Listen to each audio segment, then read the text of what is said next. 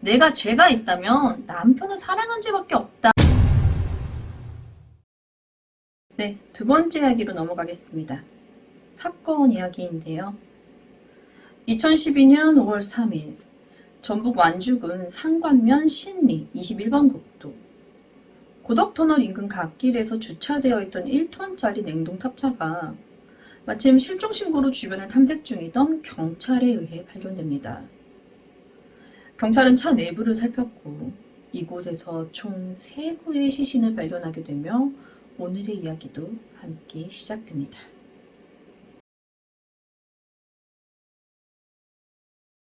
이 차가 세워져 있었던 곳은 고덕터널 입구 바로 앞 갓길이었는데요. 갓길 끝쪽에 바짝 붙여서 세워놓은 상태가 아니라 운전석 쪽 바퀴가 도로 쪽으로 나와 있었던 정말 그냥 대충 차를 세워둔 상태였다고 합니다.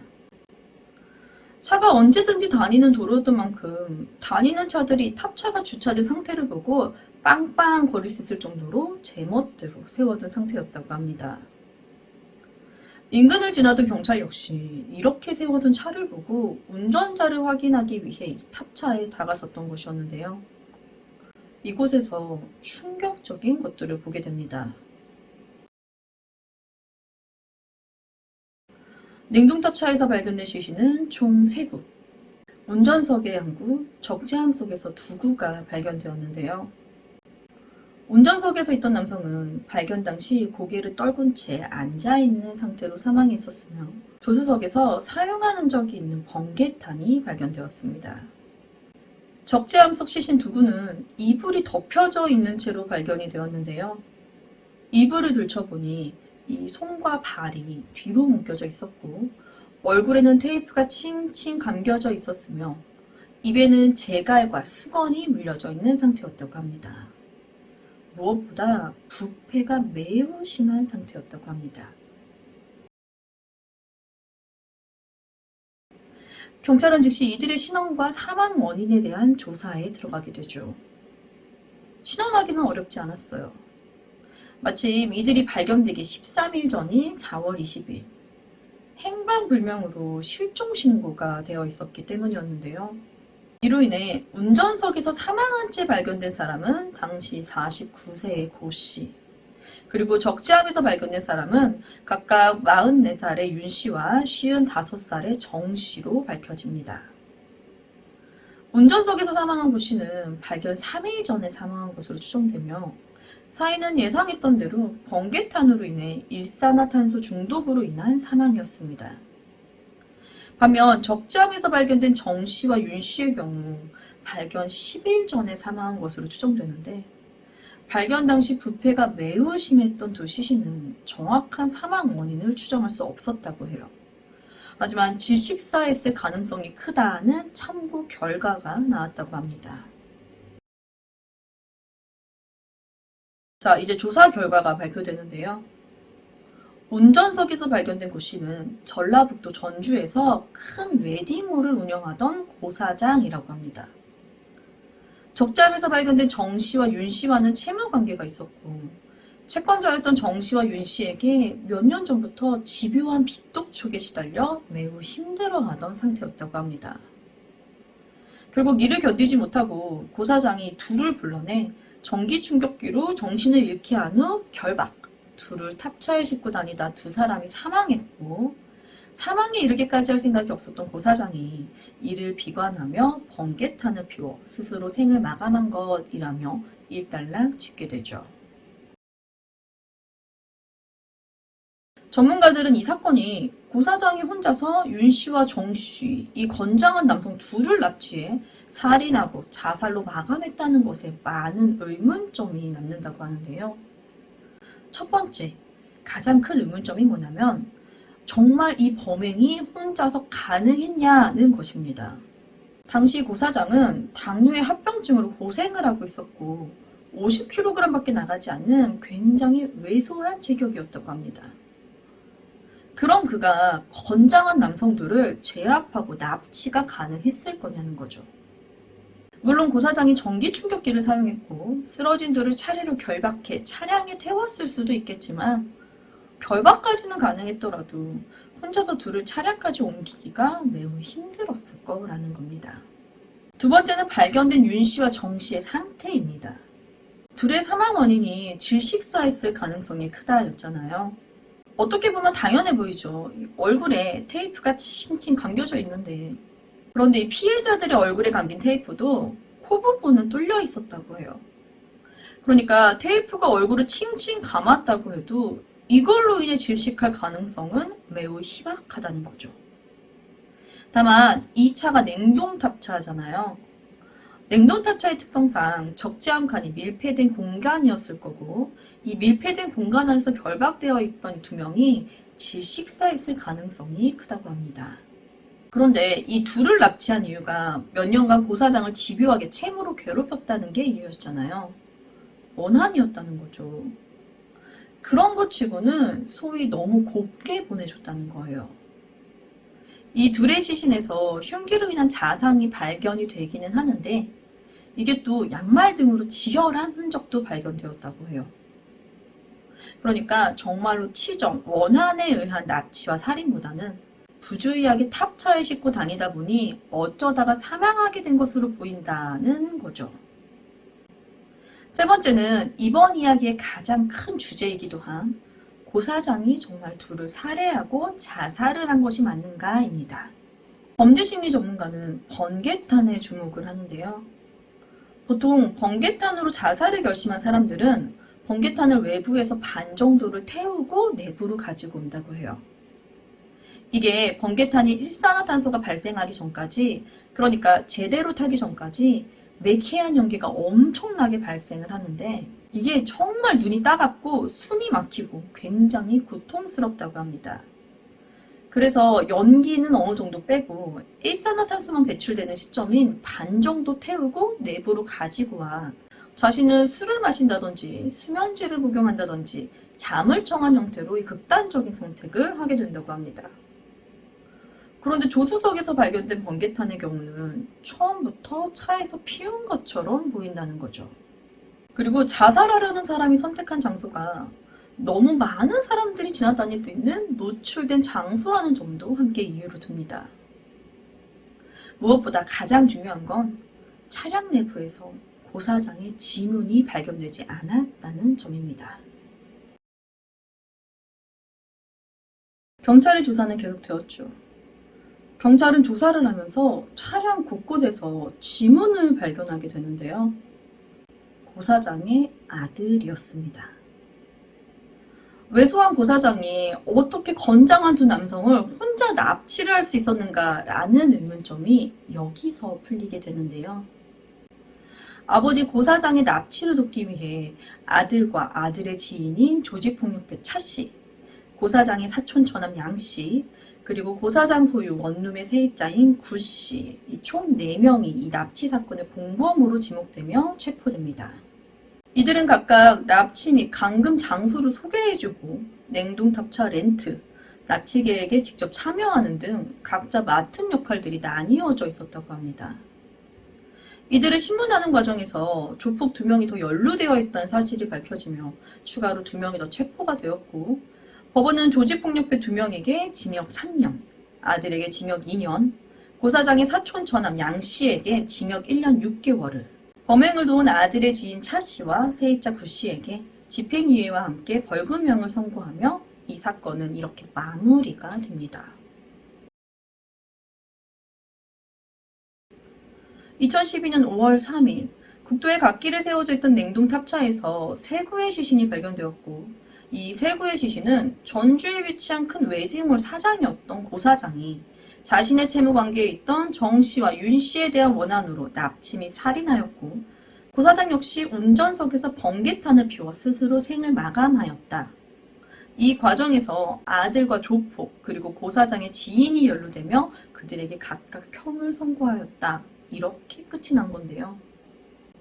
사실 더 많은 사람들이 연루가 되어 있고 이것보다 더 복잡하지만 오늘 이야기가 매우 복잡한 사건이었던 만큼 여기까지가 오늘 할 이야기의 이해를 돕기 위해 최대한 간결하고 또 기사에 나와 있는 부분으로만 1차 정리를 한 내용입니다.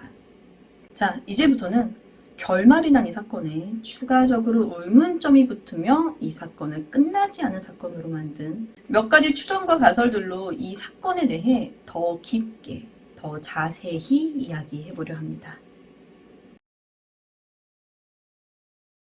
2013년 4월 13일 인터넷의 한 사이트에 사망한 고사장의 친형이라 주장하는 사람의 글이 달리게 되는데요. 자신의 동생은 자살이 아니며 둘을 살해하지도 않았다는 내용이었습니다. 글이 매우 길어요. 그래서 제가 정리를 했는데요. 이 글에 쓰여진 순서가 아니라 이해가 쉬울 수 있게 순서를 좀 바꿔서 얘기를 진행해 보려 합니다. 형의 앞으로 동생의 자필 편지가 하나 배달되게 되는데요. 무려 48페이지의 유서 형식의 편지였습니다. 이 편지는 고사장의 경호를 맡고 있던 사람이 고사장의 아내 민 씨에게 전해달라며 형에게 전달해준 편지였는데요. 이 편지는 각 페이지마다 페이지 번호가 쓰여져 있었고 최상단에는 사실 확인서라고 쓰여져 있었다고 해요. 그러니까 이 편지는 유서가 아닌 사실 확인서라는 거죠. 이 사실 확인서에는 고사장과 채무자였던 윤 씨와 정 씨의 관계에 대한 내용도 자세히 적혀 있었다고 합니다. 당시 윤 씨는 고사장의 운전기사이자 고사장 웨딩홀의 소위 바지 사장이었고 정 씨는 건축업자로 알려져 있습니다. 이들의 사건의 발단은 웨딩홀이었는데요. 2006년 고사장은 웨딩홀 영업을 시작했습니다. 웨딩홀 건물을 사면서 인근 토지들도 함께 매입을 하는데요. 이때 이 자금 확보 과정에서 지인들의 도움을 좀 받았다고 합니다. 그리고 그 도움을 준 사람들이 바로 윤 씨와 정 씨였었죠. 지인들에 따르면 이 윤 씨와 정 씨가 직접적으로 돈을 빌려준 게 아니라 고 사장이 큰 돈을 대출받을 수 있도록 도와주었고 또 토지 매입이 가능하도록 도와준 것뿐 이 세 사람의 사이는 직접적으로 돈이 오갔던 사이는 아니라고 합니다. 고 사장에게 도움을 준 건 윤 씨와 정 씨, 그리고 전주에서 꽤나 알아주는 조폭 2명이 함께였는데요. 이로 인해 이 다섯은 서로 호영호재하며 고 사장이 마련해준 외제차를 타고 골프를 치러 다니는 등 친형제보다도 더 가깝게 지냈다고 합니다. 고 사장이 자금을 모을 때 전일 상호저축은행에서 70억가량을 불법으로 대출을 받았는데 이 전일 상호저축은행이 2011년 불법 대출 문제가 사회적으로 부각되면서 결국 부도가 나게 됩니다. 이때 고 사장의 웨딩홀도 부도가 나게 되었고 제3자에게 넘어갔다고 해요. 그리고 전일 상호저축은행 대출건으로 고 사장이 수배 명단에 오르게 되면서 도피 생활을 했다고 합니다. 그리고 이때 정 씨와 윤 씨, 조폭 2명이 분명 고 사장이 돈이 있는데 더 이상 손해보기 싫어서 고의로 웨딩홀을 부도내고 손을 턴 거다라면서 저 고 사장한테 남아있는 돈을 뺏어서 우리가 나눠 갖자며 고 사장을 협박하기 시작했다는 거죠. 당시 지명수배로 도피 생활을 하는 것을 약점으로 잡아 고 사장을 압박하면서 돈을 달라 했고 고 사장을 납치하려다 실패하기도 합니다. 하지만 이후 4월 초 이들은 2차 납치 시도를 합니다. 군사량은 원룸 밖으로 고 사장을 불러내어서 야구방망이로 뒤통수를 가격했고 허벅지를 칼로 찌르는 등의 무차별 폭행을 가합니다. 그리고는 10억짜리와 5억짜리 차용 증서에 서명하도록 강요하죠. 이미 중상을 입은 고 씨는 서명을 하면 보내주겠다는 이들의 압박에 못 이겨 결국 강제로 차용 증서에 서명하면서 정 씨와 윤 씨 그리고 고 사장의 이상한 채무 관계가 시작된 겁니다. 자, 그러니까 정 씨와 윤 씨는 고 사장에게 단 한 푼도 빌려준 적 없는 사람이었어요. 강제로 차용증을 쓰게 해서 빚을 만들어낸 사람들이었던 거죠. 이 사건 이후 고 사장의 모습이 말도 못할 정도로 초췌해졌고 심리적으로 많이 힘들어했다고 해요. 그리고는 주변에 정 씨와 윤 씨 그리고 조폭 2명 총 4명을 죽이겠다는 말을 자주 하고 다녔다고 합니다. 그렇게 4월 20일 고 사장이 돈을 갚겠다며 전주 월드컵 경기장으로 정 씨와 윤 씨를 불러냈고 그곳에서 전기 충격기로 의식을 잃게 한 후 차례로 결박 탑차에 싣습니다. 그렇게 자취를 감춘 차량은 5월 3일 세구의 시신을 태운 채 경찰에 의해 발견되게 된 겁니다.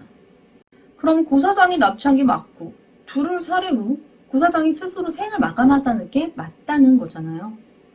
그런데 이 고 사장의 죽음을 둘러싸고 고 사장의 유가족들이 서로 나뉘어 주장을 펼칩니다. 자, 먼저 고 사장의 부모와 형제 측의 주장을 볼게요. 고 사장의 유가족들은 고 사장은 절대 자살하지 않았고 이건 타살이다 라고 주장하며 범인으로 고 사장의 아내 민 씨를 지목합니다. 고 사장이 죽음으로써 가장 큰 수혜를 입는 사람이 바로 아내 민 씨라는 거죠. 유가족들의 주장은 이랬어요. 차량 발견 3일 전인 4월 30일 고 사장의 아내가 돌연 기절을 하고 병원에 입원했다는 거예요. 그래서 형이 재수 씨, 민 씨의 병원에 찾아가죠. 그런데 고 사장의 당시 고문 변호사였던 H 씨가 돌연 형에게 고 사장이 돈 한 푼 없이 자살했다는 이야기를 하는 겁니다. 아내가 이 소식을 듣고 기절했다는 거죠. 그리고 3일 후인 5월 3일 경찰에서 동생이 죽었고 전주 인근 21번 국도에서 냉동탑차에서 발견됐다는 연락을 받았다고 합니다. 그러니까 아내와 변호사는 동생의 죽음을 이미 알고 있었다는 거죠. 그리고는 동생의 장례식에 고 사장 아내인 민 씨가 환자복을 입고 찾아와 자살로 종결된 이 사건에 어떠한 이의 제기도 하지 말고 진정서도 넣지 말라고 했다는데요. 고 사장의 아들이자 고 씨 집안의 첫 손자인 내 아들이 이 사건과 연루되어 있다는 말을 했다고 합니다. 자, 아들이 연루가 되어 있다고 했어요. 그럼 이제 고 사장의 아들과 아내가 반론을 제기하겠죠. 고 사장의 아들은 이때까지만 해도 말도 안 되는 소리다라며 할아버지, 할머니는 여태 단 한 번의 연락도 왕래도 없이 살다가 아버지 돌아가시고 나니까 돈 때문에 이 일에 개입한 거 아니냐라고 주장하는데요. 이 아내 민 씨 역시 나는 그런 말을 한 적이 없고 내가 남편의 죽음을 어떻게 알 수 있었겠느냐. 오히려 장례식장에서 시어머니는 자신이 어디가 살게 10억을 달라. 시아버지는 나 좀 어디 좀 가게 20억을 달라 했다며 자신과 얘기한 건 돈 얘기뿐이었다고 주장합니다. 그럼 고 사장의 재력이 과연 얼마나 됐길래 서로 돈 때문에 죽였네, 모함하네 하면서 싸움이 일어나게 된 걸까요? 고 사장은 엄청난 재력가로 알려져 있어요. 350억 상당의 웨딩홀을 빼고도 7월이면 준공이 끝나 큰 돈을 벌게 해줄 50억 상당의 건물이 3채, 많은 토지와 빌딩 등 고 사장이 가지고 있는 것을 다 합치면 약 1,000억 원 정도의 자산을 소유한 사람으로 알려져 있는 사람입니다. 고 사장의 부모와 형제 측은 이런 재력가인 고 사장의 죽음으로 가장 큰 수혜를 입는 사람은 바로 아내 민 씨다 라고 주장을 하는 거예요. 이에 아내 민 씨도 맞서죠. 남편의 자산이 만약 100억이라고 한다면 그중 80억은 상호저축은행 빚이고 남은 20억도 사채 빚이다. 남편은 빚만 있는 상태였고 남편의 죽음으로 자신과 아들은 남은 빚만 떠안았을 뿐이다 라고 주장합니다. 내용은 다 알지도 못하면서 보여지기에 무슨 엄청난 재산이 남겨져 있는 것처럼 보이니까 그걸 우리가 받지 못하게 하려고 우리를 범인으로 모는 것이다 라고 말이죠. 양쪽의 주장은 팽팽했고 두 쪽의 주장 모두 그럴듯했죠. 사실 유가족이 말하는 가장 큰 수혜자가 아내와 아들이 될 수 있겠지만 아내와 아들이 살인자로 나올 경우 반대로 가장 큰 이득을 보는 건 남은 유가족들이기 때문이죠. 그렇기 때문에 어느 쪽의 말이 확실히 맞다고 보기엔 힘들겠지만 일단 사실로 밝혀진 부분은 하나가 있죠. 바로 고 사장의 아들이 개입된 부분이었습니다. 실제로 납치에 가담하면서 형을 선고받게 되잖아요. 그러니까 이 부분만큼은 진실이었다는 거죠. 이 고 사장 형의 주장은 이것뿐만이 아니었는데요. 이 부분이 정말 중요해요. 2012년 4월 24일, 그러니까 윤 씨와 정 씨 납치 4일 후 고 사장이 형을 찾아와 직접 만나게 되며 이 일의 내막을 직접 듣게 되었다고 합니다. 형을 찾아온 고사장의 모습은 키 180cm에 몸무게 40여 kg로 거의 제대로 서 있지도 못한 상태였다고 합니다. 그는 형에게 이 사건에 대해 얘기해 주는데요. 강제로 채무 이행서에 서명한 이후 고사장은 그들에게 강한 분노를 느꼈고 그들을 혼내주기로 결심합니다. 고사장은 자신의 아들과 지인을 시켜 그들을 납치해요. 그런데 이때 충격적인 얘기를 듣습니다. 정 씨와 윤 씨가 고사장에게 벌인 행각의 배후에 고사장의 고문 변호사인 H 씨가 있었다는 겁니다. 고사장은 항상 차에 현금 20억가량을 가지고 다니니까 이 고사장을 잡으면 인생 한번 펼 수 있다. 설사 고사장을 폭행하더라도 H 변호사가 뒤를 봐주니 탈 없을 것이다 라는 말을 듣고 고사장을 납치했다는 거죠. 그렇게 배우의 변호사 H씨가 있다는 얘기를 듣고 고사장은 아들에게 윤 씨와 정 씨를 전주 아중역 부근에 풀어주라 말하고 군산의 한 모텔로 옮겼다고 합니다. 그런데 잠시 후 아들이 한 냉동탑차를 끌고 고사장을 찾아왔는데 냉동탑차 적재함에 윤 씨와 정 씨의 시체가 있었고 이걸 엄마, 그러니까 고사장의 아내가 고사장에게 가져다 주라고 했다는 겁니다. 그제서야 되려 자신이 당했다는 것을 깨달았다고 합니다. 자, 얘기를 보면 배후에 H씨가 있었다는 말을 들었고 분명 풀어줘야 했던 두 사람이 살해당해 이 시신이 들어있는 탑차를 고사장에게 가져다 주라 시킨 사람이 아내 민씨고 가져다 준 사람이 아들이었다는 말이 나온 거죠. 고사장은 이 둘의 살해에 전혀 상관이 없었다는 겁니다. 수배 중인 자신이 살인자의 누명까지 쓰게 만들어져서 자신은 세상이 나올 수 없음을 깨달은 고사장이 이날 세상에서 가장 믿을 수 있는 사람이라며 형을 찾아와 이 모든 얘기를 해줬다는 겁니다. 근데 이 사건에 아들이 연루가 되어 있잖아요. 그래서 이 고사장이 살인의 죄는 자신이 뒤집어 쓰고 자신은 밀항을 할 것이며 내 아들과 내 재산을 지켜달라. 2년 뒤에 돌아올 것이다 라며 마지막 말을 형에게 전했다고 합니다. 그렇게 형은 냉동탑차가 있는 군산의 한 항구에 동생을 내려주었고 그것이 동생의 마지막 모습이었다고 합니다. 소식이 없으니까 형은 동생이 당연히 밀항을 했을 것이라고 생각했대요. 그런데 5일 후인 4월 29일 평소 동생을 호위하던 사람이 찾아와 동생의 편지를 배달해주며 마지막으로 고사장의 아내를 만나고 싶어한다 전했고 이 말을 죄수씨인 고사장의 아내에게 전달했다고 합니다.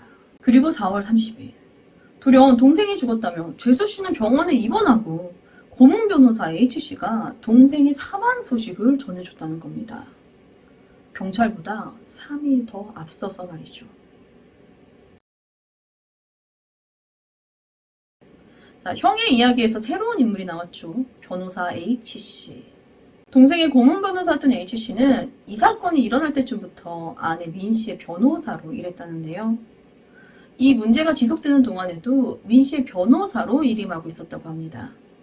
형의 주장으로는 변호사 H씨가 각종 서류 등을 법률상의 문제가 되지 않게 만든 뒤 동생의 소유였던 웨딩홀을 매각하였고 이 건물 외에도 기타 부동산을 담보로 200억가량을 대출하여 본인이 주식 투자한 것처럼 위장하였다고 합니다.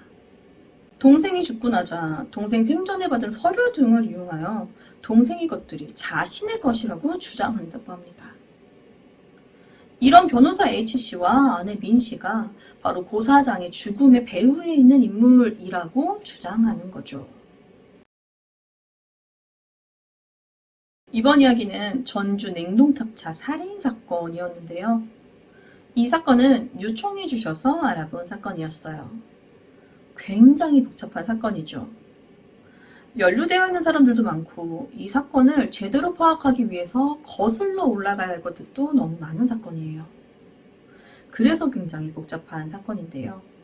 그런 의미에서 이해가 좀 쉽게 잠시 여기 나오는 주요 인물들을 좀 정리하고 갈게요. 먼저 죽은 고사장. 1,000억 원대의 자산가로 알려져 있는 고사장은 원한 관계에 있던 정 씨와 윤 씨를 납치 및 살해하고 자신도 스스로 생을 마감한 인물이라고 알려져 있습니다. 고사장의 아들. 아버지인 고사장의 사주를 받고 지인들과 함께 정씨와 윤씨를 납치한 혐의로 실형을 받은 사람입니다. 고사장의 형. 가족들과 함께 고사장은 정씨와 윤씨를 살해하지 않았으며 자살이 아닌 타살당한 것이다. 그리고 이 고사장의 죽음에 변호사 H씨와 아내 민씨가 배후에 있다라고 주장합니다. 아내 민씨. 자신은 전혀 연관되지 않았고 이건 고사장의 남은 재산을 우리가 받지 못하게 하려는 신에게 음모이다 라고 주장하는 사람입니다. 마지막으로 변호사 H씨. 고사장의 고문 변호사였던 H씨는 사건 조사 및 재판이 진행되던 당시 아내 민씨의 변호사였으며 고사장의 재산을 갈취하였고 이번 사건의 가장 큰 배후가 되는 인물로 제기되는 사람이죠. 고사장의 부모 형제 측과 고사장의 아내와 변호사 H씨의 입장이 팽팽하게 대립되고 있는 상태인데요. 이 부모와 형제 측은 아내와 변호사가 윤씨, 정씨를 살해하고 고사장에게 덮어씌운 채 고사장을 살해하여 자살처럼 보이겠다는 거고, 아내 측은 나는 전혀 모르는 일이다. 이 일과는 전혀 상관이 없다. 내가 죄가 있다면 남편을 사랑한 죄밖에 없다. 라고 주장하는 거예요. 자, 그런데 이 양쪽 다 말이 신빙성이 있는 게 뭐냐면 고사장의 죽음으로 이득을 보는 사람은 양쪽 다라는 거죠. 고사장이 사망하게 되면 고사장 앞으로 있는 모든 재산이 일단 아내와 자식에게 돌아가겠죠. 그런데 여기서 이 사건에 그것도 고사장을 살해한 사람이 아내와 아들이다라고 알려지게 되면 고사장에 남아있는 재산은 이제 부모와 형제에게 돌아간다는 거죠. 그러니까 서로 네가 돈 때문에 죽였다, 아니다 돈 때문에 우리를 살인자로 몰려하는 거다 이러면서 서로 싸움 중인 거예요. 어느 쪽이 진실인지 알 수는 없지만 그래도 이 사건을 보는 이 범죄 전문가 분들에 따르면 형의 주장들이 그래도 사건의 정황과 더 잘 맞아떨어진다라고 하거든요. 아내 민씨가 병원에 입원을 했었다든지 아들이 연루가 되어 있었다든지 사건에 대한 내막 부분이라든지 이런 부분들이 지금 이 사건에 굉장히 밀접하게 맞아떨어지는 부분들이 많다라고 보여진다고 합니다. 개인적으로 좀 안타까운 거는 일단 아들이 확실히 여기 이 사건에 연루가 되어 있었고 형의 말로는 시신이 들어있는 냉동탑차를 엄마가 아빠한테 가져다 주라고 했어 라고 했다잖아요. 그걸 아들에게 확인을 해보면 조금 명확하게 뭐가 나올 것 같은데 그게 확실히 되지 않았던 것 같고, 또 하나는 고사장의 재산을 H 변호사가 갈취했다는 부분에서 더 적극적으로 H 변호사의 재산 내역이라든가 자금 흐름 부분을 조사를 해봤더라면 진짜 갈취를 한 건지 아닌 건지 라는 부분을 조금이라도 좀 밝혀낼 수 있었을 것 같은데 그냥 사건이 이렇게 끝나버려요. 수사가 종결돼버린 거예요. 윤씨와 정씨는 고사장에 의해 납치 및 살해가 되었고 그들의 시신을 실은 냉동탑차에서 번개탄으로 스스로 생을 마감한 고사장. 그리고 이 납치에 고사장의 아들과 지인들이 가담하며 공범을 잡았다라며 많은 의심점이 남아있는 채 그냥 이렇게 수사가 종결되어버린 전주 냉동탑차 살인사건이 되겠습니다. 자, 오늘 이야기는 댓글에 남겨주신 요청으로 준비한 이야기였는데요. 궁금하신 부분들을 최대한 해결해 드릴 수 있도록 준비해봤는데 제가 아직 미흡한 부분이 많다 보니 궁금증이 해결이 되셨는지 잘 모르겠어요.